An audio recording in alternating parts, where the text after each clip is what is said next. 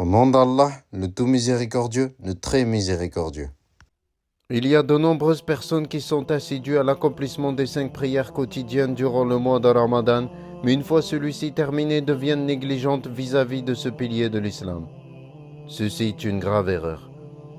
L'imam Ibn Hazm, mort en 456 du calendrier hégirien, a dit « Après l'association à Allah, il n'y a pas un péché plus grand que le fait de délaisser la prière jusqu'à ce que son temps soit sorti et le fait de tuer un croyant sans droit. » Shir el-Islam ibn Taymiyyah, mort en 728 du calendrier hégirien, a dit « La personne qui délaisse la prière est pire que le voleur, le fornicateur, l'alcoolique et le drogué. » Allah a dit dans la sourate Al-Muttadir, numéro 74, versets 39 à 46, traduction rapprochée du sens des versets, sauf les gens de la droite, ils s'interrogeront dans des jardins au sujet des criminels.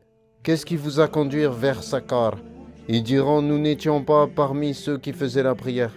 Nous ne nourrissions pas le pauvre. Nous participions aux discussions de gens qui avaient de vaines discussions et nous démentions le jour de la rétribution, c'est-à-dire les croyants qui entreront dans le paradis. Ils ont été nommés ainsi car, le jour du jugement, le livre de leurs actes leur sera donné dans leur main droite, comme cela est mentionné dans plusieurs versets du Coran. La majorité des savants ont dit que Sakar est un des noms de l'enfer. Ce nom vient de la racine arabe Sakara, qui signifie le fait de brûler. Ainsi, l'enfer a été nommé ainsi pour mettre en évidence à quel point son feu va brûler ceux qui vont y entrer.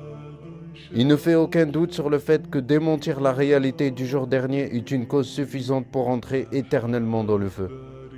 Malgré cela, la première chose que les criminels vont citer comme étant la cause de leur punition dans Sakar est le délaissement de la prière.